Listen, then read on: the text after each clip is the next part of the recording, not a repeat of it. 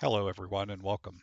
Allow me to introduce my 2025 Lexus UX 300H Moena, my lovely little redhead.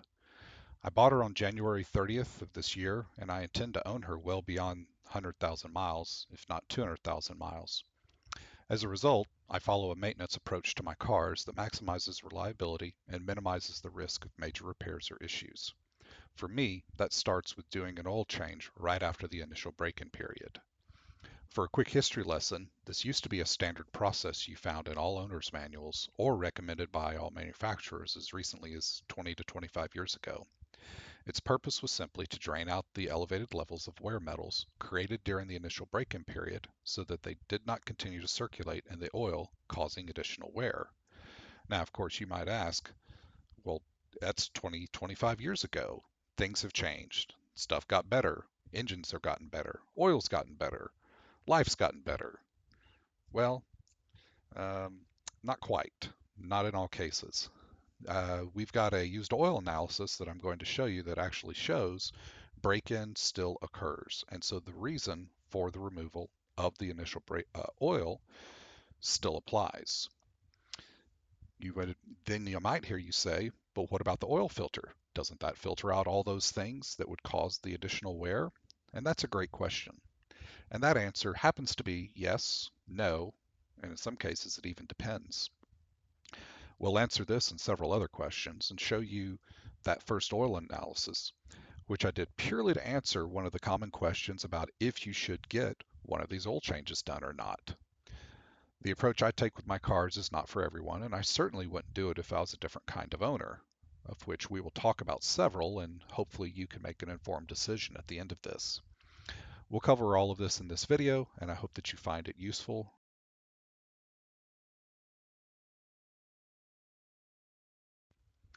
In short, yes, the oil filter will filter out particles, but only to the size large enough based upon the design of the filter media. Oil filter companies have to strike a balance between oil flow and filtering efficiency. Full flow oil filters do not filter everything, though. They filter down to whatever size of particle the filter was designed to filter to. Most full flow oil filters on the market today, with the best advertised filter level, is close to about 99.9% efficient at 20 microns. Toyota doesn't advertise the filtering level of the OEM filters, but various testing shows that it likely sits closer to the 99.9%, somewhere around about the 30 to 40 micron level, meaning about roughly it's at about 50% efficiency at 20 microns. There's an entire level of depth of absolute versus nominal efficiency and how different is 98.7% versus 99.9% that I'm not going to cover here. If you want, go dig into YouTube or websites from the experts for an explanation of this topic. For our purposes, though, filters will filter down to a certain particle size of however they've been designed. All this means, in simple terms, is that the filter will capture particles larger than 20 to 30 microns. So how much is filtered is dependent on the oil filter that you use. So it also depends. But this also means that as particles get smaller, below the micron level at which the filter is designed to filter, fewer of those particles will get filtered. Until the answer is, well, no, it doesn't filter those at all. So it does matter what filter that you're using, and you can't simply say, but the filter will filter it out.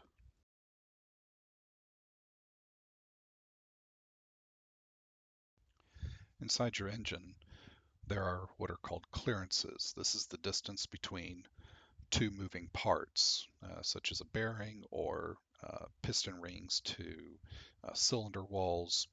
And these clearances are measured in microns, many of them well below the 20 micron limit that the filters are filtering at. And so what that means is, particles small enough to get between those spaces can cause additional wear on those components.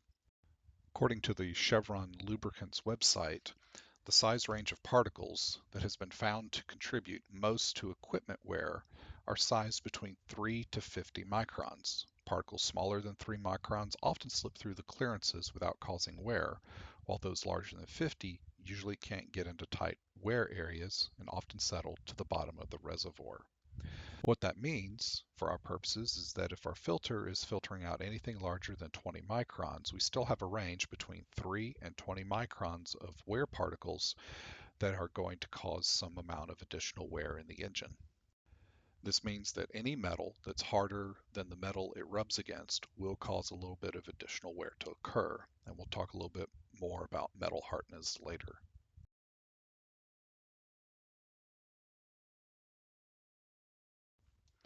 Well, as it is, we don't have to guess at this. According to the Blackstone website, the tests used by Blackstone and other similar used oil analysis companies will detect metal particles in the 2 to 10 micron range. And these are the particles that your oil filter will not capture and that will continue to circulate in the oil because they are light enough to be suspended and picked up by the oil pickup. These are in the range that Chevron said are responsible for the most amount of wear in an engine. They will then cause extra wear to any metal surface they rub against, which is equal or less hard. For example, iron will wear iron, aluminum and copper. Copper will wear the aluminum, but not the iron parts. And the aluminum will only cause additional wear to other aluminum parts.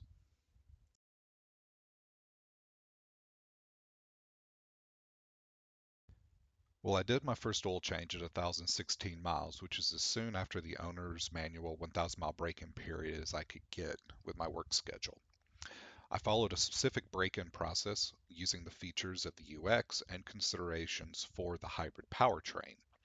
If you're interested in what that looked like, please let me know in the comments below and I'll make a follow-up video on that topic. During this oil change, I took a used oil analysis, so let's now take a look at those results and see what type of wear materials we're talking about here at break-in. Here are my used oil analysis results from Blackstone Labs. Let's read the comments and then we'll walk through the test to see what they're talking about. This first report on Moena reads as we expect for a break-in sample. Metals are elevated from new parts getting acquainted, and the excess silicon is from sealers and lubes used during assembly at the factory. You can expect this material to wash out over the next few oil changes, and levels to stabilize around those on the far right.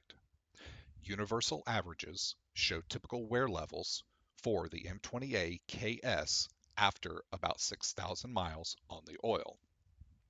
The low flash point suggests 1.5% fuel, but this isn't worrisome as it's probably from normal factors like idling. So far, so good. Next sample will show improvement. In this first column, we have the current test results, and next to it would be the average for all tests that I've sent into Blackstone for this unit. However, those are matching the current test results because this is the first test. These will be different as I get more samples in the future. To the far right are the universal averages mentioned in the comments. These are the average results Blackstone Labs has seen for the same engine as stated. This is within an average oil change interval of about 6,000 miles. So now let's dive into the actual numbers for this report. First up, we have the metals from the parts that make up the engine as components. We have the aluminum, which will primarily come from the pistons, but also could come from a number of other pieces or parts throughout the engine, like main or rod bearings, thrust washers, bushings, or any other types of parts that might be made of aluminum. We also have copper, which will primarily be found in crankshaft or camshaft bearings, rocker arm bushings, things of that nature. And last, we have iron. This is in the form in the engine of steel, but the spectrometer is going to see it as elemental iron. I've had people with other engines claim, hey dummy, it's an aluminum engine block. There's no iron in it, dummy. This person is partially right, but also mostly wrong. You see, the engine block is in fact aluminum, and that's a true statement. However, the engine is full of steel parts, which shows up as iron in the test. Here we have a picture of a 4-cylinder aluminum engine block, but it's got steel sleeves in it. And the reason for that is that the piston rings, they're made of steel, sometimes with a chromium coating, various materials, but they're hard, much, much harder than aluminum. And an aluminum cylinder would not last very long being scraped with a steel piston ring and subjected to the heat of repeated combustion events. You also have valves, the crank, camshafts, and other parts that are all made of steel that are going to show up as iron wear metals during break-in period and throughout the life of the engine. Now that we know all the different places that the different wear metals are going to be coming from, what can we determine about what is occurring inside this engine during its first 1,000 miles of operation? Well, firstly, the majority of wear is occurring in the form of copper in the bearings of various kinds, which isn't abnormal, and in fact, we want to see that happen early on. Second highest, of course, is the iron, which remember is in fact steel. Uh, the majority of this will be coming from the steel-on-steel interface of the piston rings and the cylinder walls. This is exactly what we want to see, and this is in fact a very good thing, especially at this stage of the engine's life. What's occurring are the rings and the walls are wearing in and getting accustomed to each other, and they're in fact increasing the seal, assuming you're doing your engine break-in correctly. And then lastly, the lowest and least concerning of all of this is the aluminum. But it's still elevated. That's because those aluminum parts are breaking in. And once they've broken in and smoothed out and got to their happy place for the rest of their life, we're going to see that all balance out. Now note the universal averages for each wear metal. Currently, the aluminum and iron are both 2 times the average, and copper is nearly 30 times the average. But keep in mind that universal average is for 6,000 miles of operation, and we're only at 1,000. So if this wear rate were to stay steady, we would expect to see 6 times the wear metals that we currently see to then compare that against the 6,000 mile average, universal average. However, that would be misleading because wear rates, especially this early in engine's life, are not steady. They're not going to maintain this rate of wear as the engine breaks in. In fact, the rate of wear is going to decrease over time. So the first 1,000 miles, we're going to see this amount of wear rate. The next 1,000 miles should be a little less, and then a little less the next, and so on and so forth. So at the end of 6,000, we wouldn't actually see 6 times what we currently see at this stage. We also see that the silicon is elevated, and as stated in comments from Blackstone. This is from the various sealers like RTV and assembly lubes used during the assembly process of the engine, which will wash out over time over the course of multiple oil changes. Now, these levels would be of concern if we were well into the life of this vehicle. However, they're exactly as expected for break-in, and the exact reason I'm doing this first change right after the break-in period. I want to also point out the fuel percentage that was noted in my report. This is the cause of oil dilution. Oil dilution is where fuel gets down past the piston rings and into the oil sump, where it mixes with the oil, reducing the viscosity of the oil. This occurs primarily when the engine is cold and below normal operating temperature, when the rings will have not expanded due to heat and better sealed the combustion chamber. The result of excessive oil dilution is reduced viscosity of the oil, which will contribute to increased engine wear. This is one of the reasons why people recommend going earlier with oil changes on hybrids, not later. It seems counterintuitive, I realize, because the engine runs less often in the miles driven, so shouldn't the oil last longer? That would seem logical, I agree. However, oil needs to be changed for several reasons, one of which is fuel and water contamination. Both of these increase in risk and occurrence if the engine doesn't get up to full operating temperature for an extended period of time on a regular basis, so that the fuel and water that does get into the oil can get evaporated through the PCV system. We've seen this for years in internal combustion engines that live with mostly short trip driving.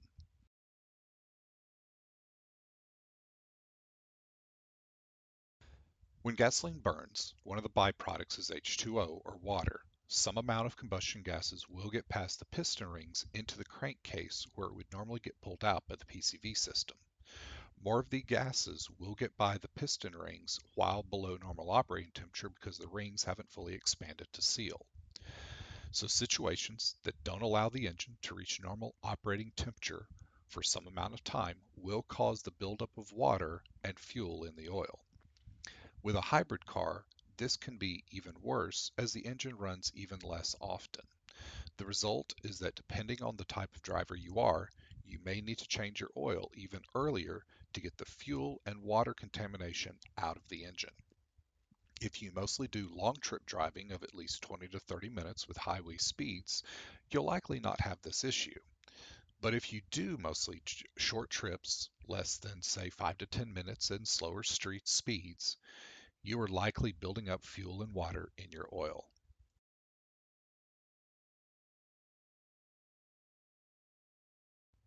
Well, I'm not an expert to where I would give you any advice of that nature. However, I read and watch the experts. I read the research papers and I read the studies. I watch the mechanics who see otherwise highly reliable Toyota engines destroyed by long oil drain intervals. So I'll tell you what I would do depending if I was one of three types of owners. And then you can decide which type of owner you are and if it makes sense for you and you agree with my thought process.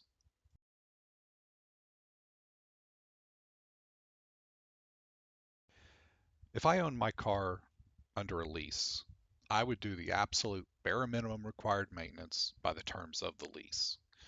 Anything extra is an extra cost that I wouldn't personally see a benefit to. I don't worry about affected resale value, and I don't worry about any long-term reliability. I'm owning this car for maybe 2 years, maybe 20, 30,000 miles at the most. So doing extra maintenance doesn't make a lot of sense for me in that regard.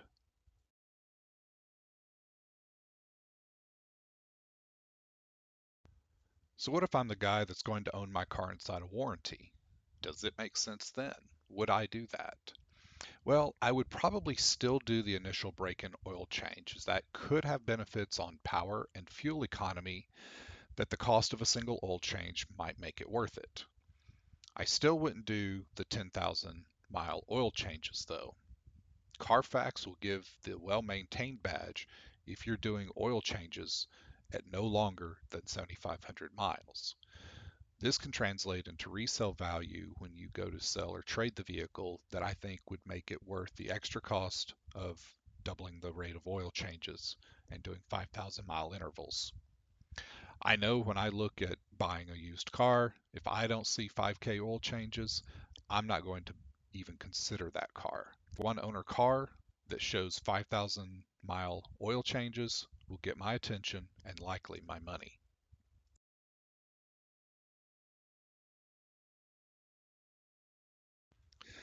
So let's say I'm the guy who's going to own this car for as long as possible till the wheels fall off, whatever that happens to mean to you. Maybe you're buying the car and in 5, 6, 7, 8 years, it becomes your high schooler's car and they take it to college. And so you want the thing to be reliable well beyond warranty for them. Maybe you're the person that this is the last car you want to buy for the next 2, 3, 400,000 miles. Well, you're definitely going to be outside of warranty. So what would I do in this case? Well, when I'm outside warranty, any repair costs are on me. So for me, it becomes a potential return on investment equation. I would definitely do the break-in oil change in this case. If not, in fact, a few extra, say at a 3,000, a 5,000, and a 7,500 like I'm planning to do. I would also definitely only do 5K mile oil changes or every 6 months and definitely not go any further than that. What this does is this gives my engine the absolute best chance of having no oil related problems in the future outside of warranty when it's coming out of my pocket.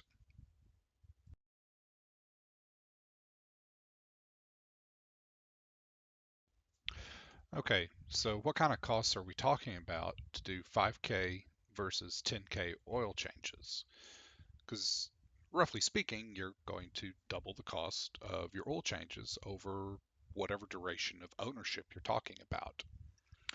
Well, an oil change in my area of the US at my Lexus dealership that I called today and asked is $193, including the local state tax. For me to DIY this is about $42.